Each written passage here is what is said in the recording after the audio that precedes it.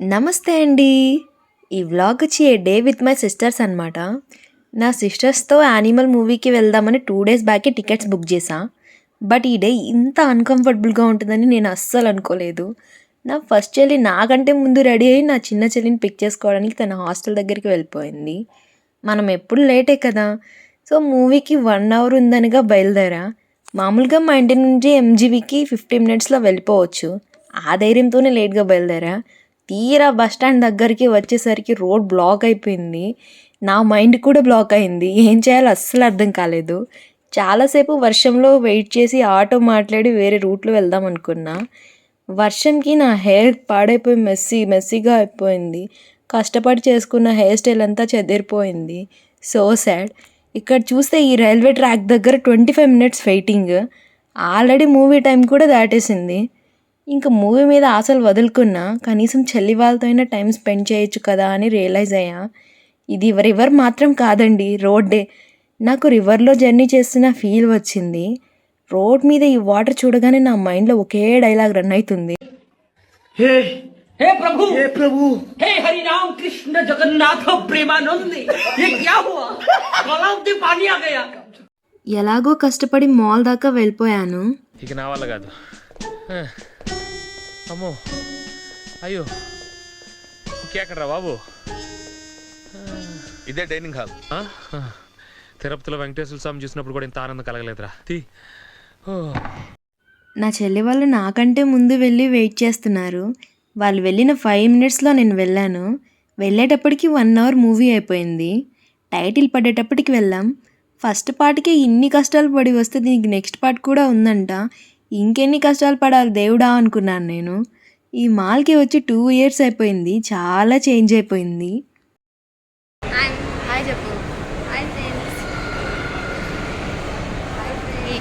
ఈ లాస్ట్ పిల్లని చూసి లాస్ట్ పుట్టిందని మాత్రం అనుకోకండి.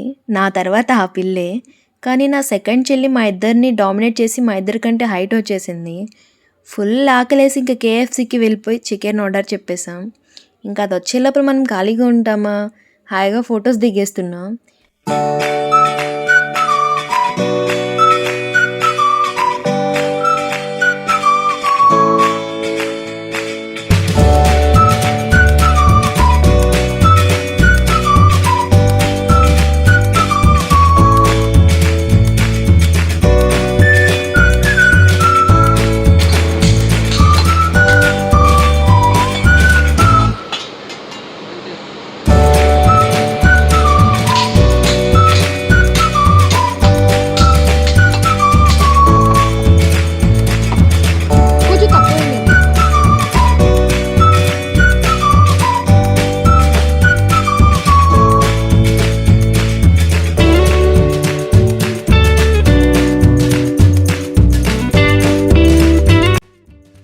ఇంకా మన ఫేవరెట్ డిష్ ఐస్ క్రీమ్ దగ్గరికి వెళ్ళిపోయాం.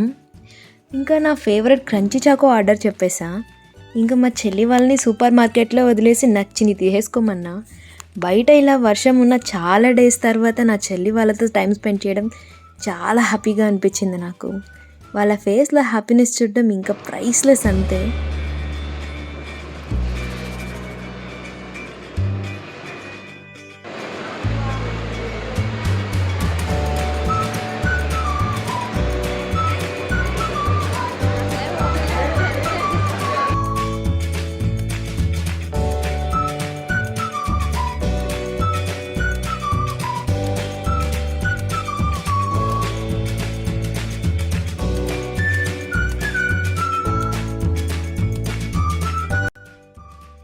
షాపింగ్ అవ్వగానే చిన్న చెల్లిని హాస్టల్కి, మేము ఇంటికి వెళ్ళిపోయాం. ఆటోలో వెళ్ళడం కంటే పడవేసుకొని వెళ్ళిపోవడం బెస్ట్ అనిపించింది నాకు. మా పెన్నా రివర్ ఏంటో నాకు అస్సలు అర్థం కాదు.